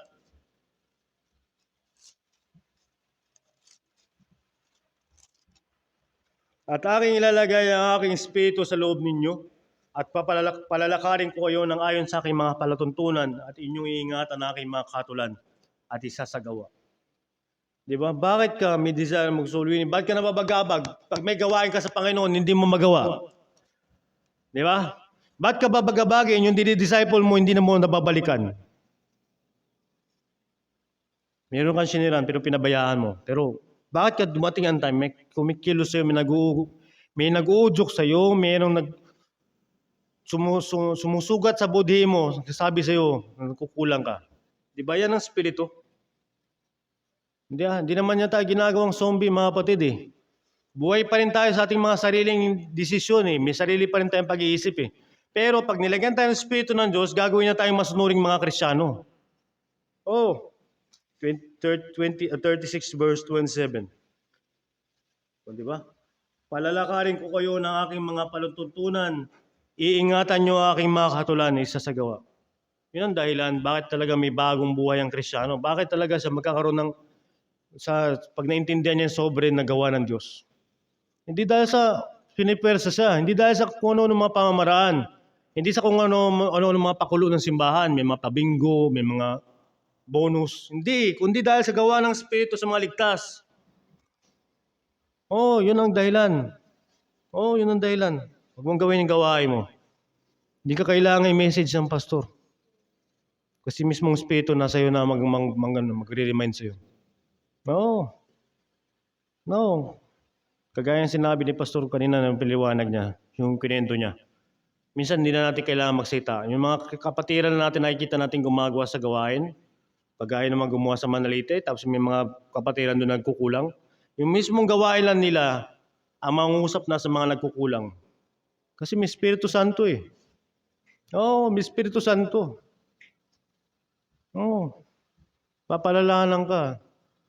Mababurden ka. Uusigin ka sa sarili mong budhi. Kaya nga, pupunta ka sa simbahan, hindi ka mag-ano nga ito, hindi ka magpa-practice ng ganyan. Luluhod ka talaga sa Panginoon eh. Hingi ka talaga ng tawad sa Panginoon araw-araw eh. Kasi alam mo na, kung hindi sa biyaya ng Diyos, hindi tayo sa tulong ng Espiritu Santo, Ezekiel 36:27, wala tayong makakumpli sa Panginoon eh. Kahit mamuhay tayong banal, kahit mamuhay tayo laban sa kasalanan, kung hindi tayo tutulungan ng Espiritu, lagi tayong laglag mga kapatid. Oo. Madali na lang ang tukso sa atin. Buksan mo yung Bible mo, mamaya mabubuksan mo na yung Facebook mo. Maraming mga Kristiyano nanonood ng mga porn. Maraming Kristiyano nanonood ng mga bigo, mga TikTok. Maraming Kristiyano tuwan-tuwa pag nagpapatawa yung mga bakla. Is Romans chapter 1, last verse. Pero hindi na babagabag, hindi na dadala sa ganito. Pagsisisi, pananampalataya. Oo mga kapatid. Maraming nga mga Kristiyano, nag-a-aspire pa ng mga bagay sa sanlibutan eh. Ipapapalit nila yung pananampalataya kahit sinabi na ni Kristo, anong mapapala ng tao, makamit mo man ang lahat ng salibutan kung mapapahamak yung sariling kaluluwa. Diba? Matthew chapter 16. Mga kapatid, ang kalooban ng Diyos, gawin tayong fishes of men. Ay hindi dahil sa ginagawa tayong robot, kundi dahil sa lahat-lahat ng kanyang pagkilos sa sovereign grace ng Diyos. Magagawa ni Kristo yun kasi nilalagay niyang spirito sa mga mananampalataya. Hindi persahan. Hindi ka tinakot. Takot ako ma-review kaya sasali ako sa gawain. Mababaw na dahilan yan. Magtatago ako, huwag muna ako magbisyo, huwag muna ako mag-inom kasi baka dumisita sila, pastor. Mababaw na dahilan yan. Maliban na ikaw kinilos ng Espiritu Santo, magiging natural ang buhay Kristiyano mo. O hindi magiging natural ang buhay Kristiyano mo. Maliban na kumilos ng Espiritu Santo sa iyo. Kailangan mo pa ng CCTV para matakot ka. Kailangan mo pa ng pulis para huwag kang magdalawang isip kapag gagawa ng kasamaan. Hindi gayon ang mga Kristiyano. Kasi bawat hakbang pa lang niya, bawat kilos pa niya, magpapasya pa lang sa isip, maalala niya ang sinabi ni Kristo, hindi mo pa ginawa ang pag-iimbot, pero nasa puso mo pa lang nag-imbot ka na. Hindi mo pa ginawa ang adultery, pero sa puso mo pa lang, sa isip mo pa lang, pinagnasahan mo na yung tao. Bakit ang Espiritu Santo nananahan sa atin? Mga kapatid. Number 4 and last, Christ works. Gumagawa si Kristo para maging fisher of men. Christ called, Christ leads, Christ wills, and Christ works. Sabi ng talata, I will make you. Make you. Ano ang kanyang gagampanan sa church? Si Kristo, sa kanyang buong kapangyarihan, sa kanyang buong pagiging Diyos, at pagiging tunay na tao, at tunay na Diyos, ay may kakayanan at siya may abilidad na gawin niya tayo sang-ayon sa kanyang mga plano. Di ba sabi ng 2 Corinthians 5:17, if any man be in Christ, he is a new creature, all things are passed away. Behold, all things are become new. Lahat na nakipag-isa kay Kristo ay nagiging bagong nilalang. Hindi pwede na tayo na dating masasamang tao, hanggang ngayon masasamang tao pa rin tayo. Maaaring nagkakasala tayo minsan pag tayo nadadayo ng dyablo, pero hindi na tayo makasalanan, hindi na tayo sinner. Nagkakasala tayo dahil nalahulog tayo sa ating pagkukulang sa devotion sa Panginoon. Mga kapatid, gagawa ang Panginoon sa atin sa kanyang buong kapangyarihan. Sabi ng 2 Corinthians, buksan po natin. Paano niya tayo i-gear up yung church, yung mga believers sa maging fisher of men? Buksan po natin 2 Corinthians, nandito na po ang halos lahat ng sinasabi. 2 Corinthians 5, verse 17, simulan po natin 17. Kaya kung ang sino man ay naka kay Kristo, siya ay bago nilalang, ang mga dating bagay nagsilipas na. Narito sila ay pawang naging mga bago. Di ba yan ang gawa ni Kristo? Patay ka sa kasalanan, patay ka sa paglabag, Ephesians 2, verse 1 to 3, by the sovereign grace, by the work of the Holy Spirit, by the saving power of Christ, bubuhayin ka by His grace, Ephesians 2 verse 5, at ikaw ay magkakaroon ng bagong nilalang, ikaw ay magiging bagong nilalang kay Kristo. Hindi ka na dati. Mga kapatid, hindi na tayo dati. Hindi na tayo yung dating tao na walang spirito ng Panginoon. Hindi na si Brother Dong na yung dating Brother Dong. Oh, hindi na tayo yung dating tayo. Bakit? Tayo yung nakipag-isa na kay Kristo. Ginawa niya tayo maging bagong nilalang sa Panginoon. Buhay na tayo sa Panginoon. Di ba? Ephesians 2 verse 5, by grace ye are saved. Binuhay tayong muli kasama ni Kristo. O binuhay tayo, nagkaroon tayo ng Espiritu, nabuhay tayo dahil sa Espiritu na naan sa atin. Binago tayo ng Diyos sapagkat nilagyan tayo ng bagong isip. Dati hindi natin iniisip ang Diyos, pero iniisip na natin siya ngayon. Minimeditate na natin siya araw-araw. Binago nga niya ating puso mula sa puso na matigas, sabi ng Ezekiel 36. Ang puso na natin ay nakakadama na sa Diyos. Napipighati tayo. Kapag ang Diyos ay hindi nag-glorify, kapag ang Diyos ay napapahiya sa buhay natin, napipighati tayo. Nasasaktan tayo pag may mga unbeliever na nangamamatay na hindi tayo ginamit ng Diyos para masiran. Saktan tayo mga kapatid.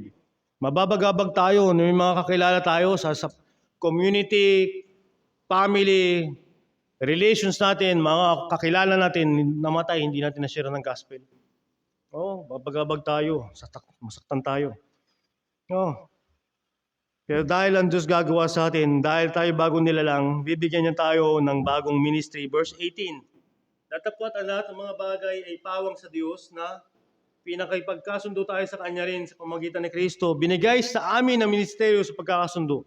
Di ba binigay kay Pablo at binibigay ngayon sa lahat ng mga sumusunod kay Kristo, Matthew 4:19.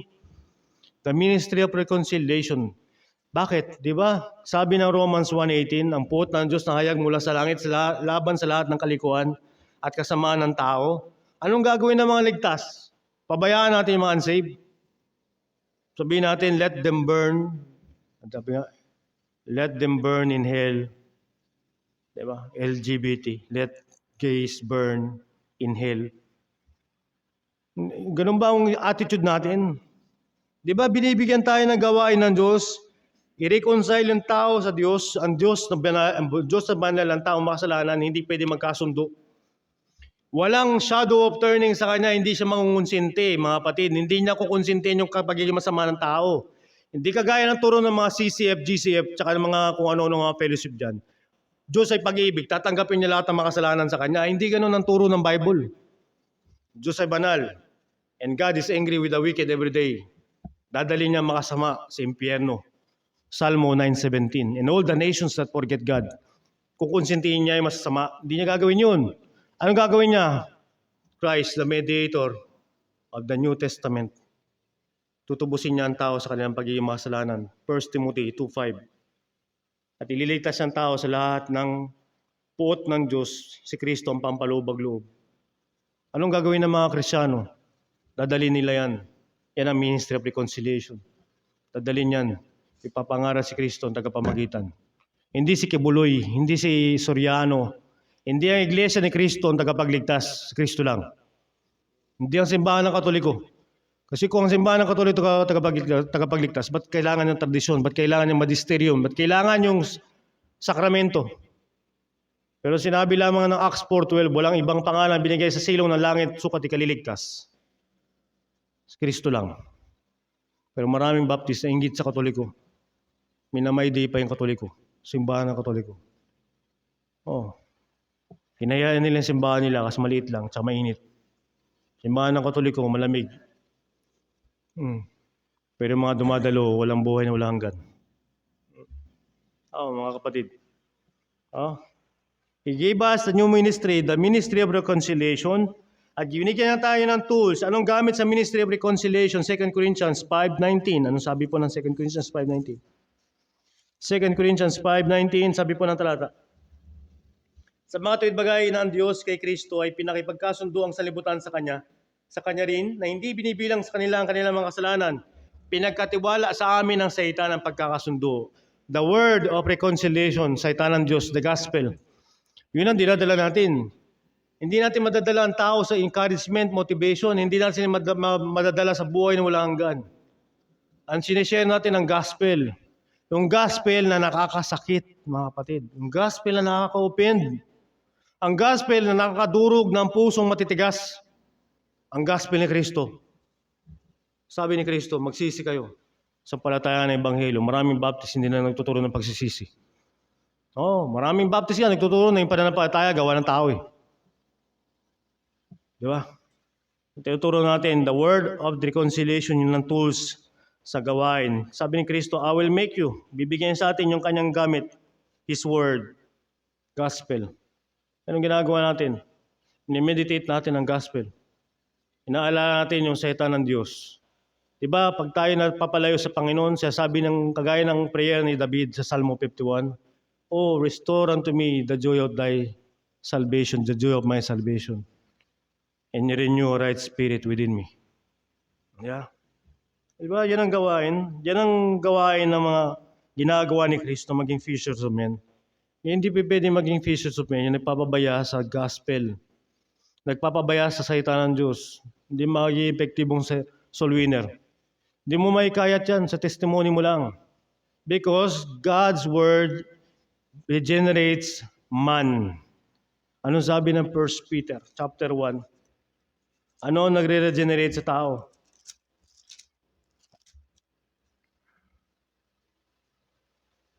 Verse 23.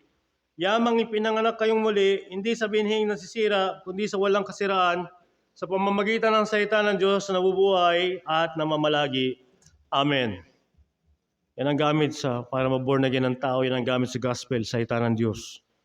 Kaya kailangan ng mga Kristiyano ay marurunong sa salita ng Diyos, malalakas sa salita ng Diyos. Di ba sabi ng 2 Timothy, all scriptures given by the inspiration of God is profitable for doctrine, for reproof, for correction, instruction, and righteousness. Tandaan din natin, sabi ng verse 15. Diba? From a child thou hast known the holy scriptures which are able to make thee wise unto salvation. At ang gospel na yan, hindi nang tutulong. Ang salita din ng Diyos na yan, tutulong sa atin para maging that the man of God, verse 17, may be perfect, thoroughly matured, thoroughly furnished unto all good works. Di ba salita ng Diyos? Mga kapatid. Di ba? Napapaalalahanan tayo, walang fishers of men na mangyayari kung di tayo dumaan sa sistema ng Diyos. Ano nangyari sa mga nakaligtas sa Acts 2:41? Ano sinabi sa Acts 2:42? They continued steadfastly in the apostles' doctrine. At saan sila nagpatuloy pa? Sa fellowship. Paano ka magiging effective na soul winner kung balat sibuyas ka? Kung nana ka, kung pikunin ka, ang hina ng kalooban mo, magsusoul winning ka, baka punitin lang ang truck sa harapan mo, mag-backside ka na eh. Saan mapapatibay ang pakikisama mo sa tao? Fellowship. And they continued steadfastly in the apostles' doctrine, fellowship. Bakit? Sa fellowship, nagkakaroon ng interaction ng mga believers sa kapwa-believers. Nagkakaroon ng pagkakakilala kung ano ang karakter ng kapwa-Kristiyano. Malalaman mo yung weakness at strength ng kapwa mo. Malalaman mo yung kung saan siya mahina, kung saan siya immature pa. Malalaman mo kung saan siya matured na. Malalaman mo yan sa fellowship. At kung ikaw matured na, magkakaroon ka ng understanding. Hindi ka balat sibuyas. Matanda ka, balat sibuyas ka. Magdadala ka pa ng sanggol sa pananampalataya. Kung lahat ng kakasama mo sa fellowship, titisurin mo. O di ba? Ba't yan hindi naintindihan? Ang iba, pinukusan lang yung apostles' doctrine. Tapos, bahala na yung fellowship. Hindi kailangan yan. Sasabihin ng iba, wala naman nangyayari sa amin sa fellowship. Yan lang akala mo. Hindi mo alam na pag nag-interact ang Kristiyano sa kapwa-Kristiyano, gumagawa ng Espiritu Santo yan. Hindi mo ba alam na gumagawa na yan sa mga puso ng Kristiyano? Inaalam na ng Espiritu kung saan ka dapat baguhin. Kasi pag nag-interact kayo, nag-clash yung mga personality nyo, re-reviewin kayo ng salita ng Diyos. Di ba na ayos? Pabayaan mo fellowship. Kagaya ng ibang membro dito, ayaw ng fellowship. Gusto na nila aral. Sobrang daming aral, dunong ng dunong, walang pakikisama simbahan. Di marunong mag-interact sa kanyang kapatiran, di marunong mag-deal sa mga kasama niya sa pananampalataya, hindi marunong umintindi sa mga kapatiran na nalalaglag, hindi marunong mag-rescue ng mga kapatiran na titigmak ng sin, sabi ng Judas. Di ba? Book of Jude. Di ba? Kasi kulang sa fellowship. Doctrine, fellowship, tapos pabayaan mo pa yung Lord's Supper. Ano yung Lord's Supper? Di ba pag-aalala sa pagbabalik ni Kristo? Pag-aalala sa kamatayan ni Kristo. Kaya maraming Kristiyano worldly kasi hindi umiintindi sa Lord's Supper. O mga Kristiyano, kulang dyan sa bagay na yan. Wala pang prayer. O sige, wala kang prayer. Paano ka magiging fisherman? Ano pinagpipray mo? Sinong taong gusto mong dala ng gospel? Di ba sabi, nung bago dumating si Pedro sa Roma, merong Cornelio na nagpe-pray. Di ba bago sumugo yung church para sa gospel sharing, gospel propagation, anong ginawa ng church? Sa Acts, di ba nagpe-pray sila? Kaya walang epektibong church na magiging soul winning church pag kulang sa prayer, mga kapatid. Tama sinabi ni Pastor Jervis. Pabayaan natin yung prayer, babagsak yung evangelism dito. Babagsak yung evangelism, mula ng bisita, tayo pa magtitisuran kasi hindi na tayo nagdadalanginan sa bawat isa. Hindi na natin pag-pray, may open ka pa sa pangaral kasi kahit yung pastor, hindi mo na pag-pray. Hindi ka ma-open ka pa sa sanlibutan kasi hindi mo nagpipray yung sanlibutan na mawin mo. Sila nagwi-win sa'yo. Dinadala ka nila sa lahat ng activity sa sanlibutan. Napupush ka sa mga gawain ng sanlibutan. Nandun yung mga inuman, nandun ka, Christian ka. Nandun yung mukha mo. Pero hindi mo sila nadadala sa simbahan. So yun mga kapatid, malaki ang bagay ng gawain ng Diyos. Sinabi ni Kristo, I will make you. Sa paanong paraan? Niligtas ka niya, lagay ka niya sa simbahan. Magpatuloy ka sa doktrina, magpatuloy ka sa fellowship.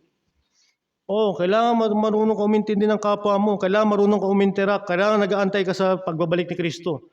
Kailangan magpipray ka para sa kapwa mo. Kailangan magpipray mo yung pangaral. Kaya magpipray mo yung mga kapatiran mo.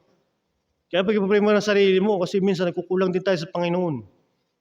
Evil thoughts umatake sa atin. Ang diablo, hindi na kailangan magpakita sa atin ng diablo. Sa isipan pa lang, naipagtalo ng diablo. Kahit ngayong hapon kung ano yung paglabang ka sa mga argumento ng mga napapainggan mo tungkol sa soul winning. Kasi meron ka ng mga dating argumento, mga dating paniniwala sa soul winning, na dati mo nang pinapractice, akala mo yan ang tama. Akala mo basta ma-soul winning mo lang tao, pabayaan mo, okay na yun.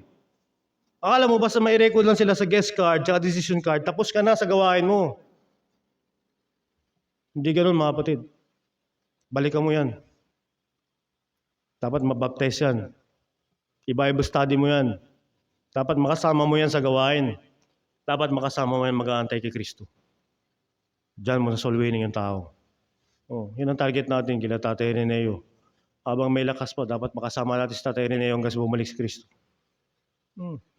Tatay Dong, Tatay Jun. At marami pang na-soul winning natin na malalakas sa tao. At mga young people sa Manalite na dinala natin minsan dito, pero nung wala na tayong desire, balik sila.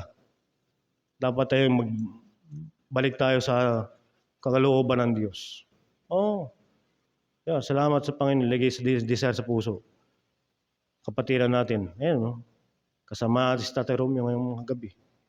Meron nag-desire na makapakinig ng gospel. Ang tatay. Kaya purihin ng Panginoon. Ang Diyos malulhati. Wala sa atin to. Wala sa atin to mga kapatid. Wala to sa atin. Diyos lang malulhati. Diyos ang gagawa. Diyos ang gagawa sa mga believers. Yun ang dahilan na matitiyak natin na pag tinawag ka ng Panginoon, Christ call, Christ leads, Christ will, Christ works, pag gumawa ng Diyos sa lahat ng bagay yan, gagawin kayang fishermen. Kapatid, our identity, verse 20, 2 Corinthians 5:20, kami ngayon mga sugo sa pangalan ni Kristo. Anong English? We are ambassadors for Christ. Ambassador for Christ. Representative ka pala ni Kristo Sugo ka pala ni Kristo Ba't ka na napapabilang sa mga taong walang pananampalataya at nasasama ka sa mga activities nila that does not glorify God? Minsan mga believers, minsan mga Baptist pa nandun sa kapistahan, sumama pa sa mga peace. Sumama pa nga sa mga mga motorcade na mga Diyos-Diyosan napicturan hirap yung mga bagay na yan.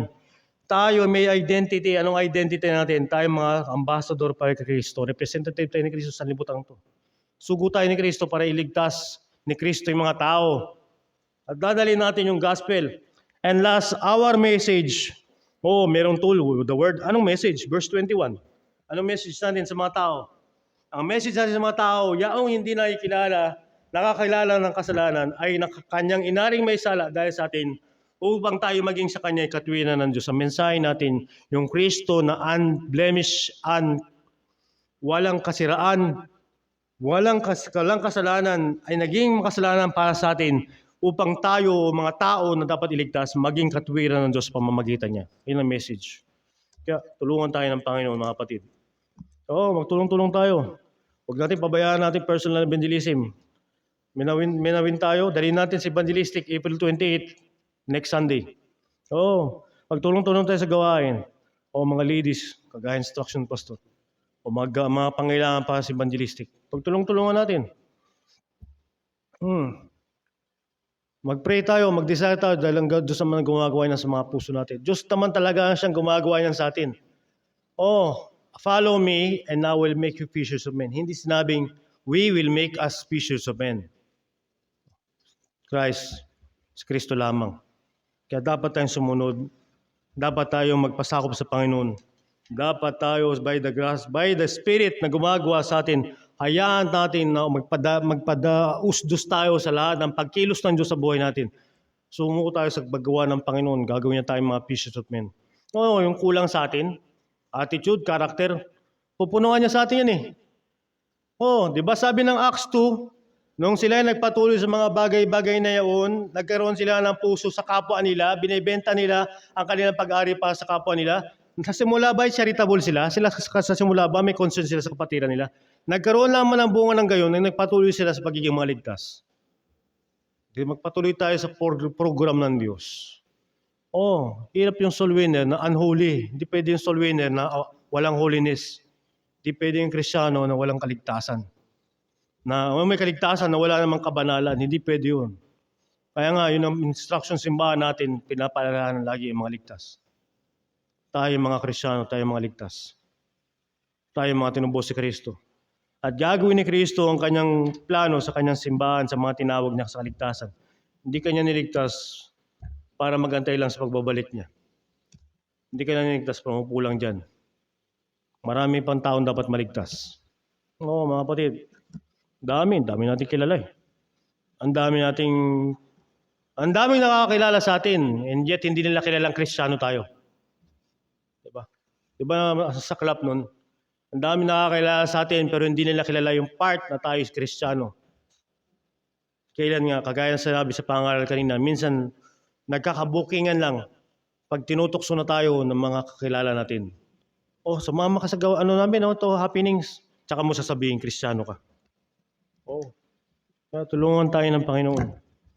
Pagtulong-tulungan natin ng pag-iibanghelyo. Biyayaan tayo ng biyaya ni Kristo. Tayo po lahat ay tumayo, tayo po yung manalangin.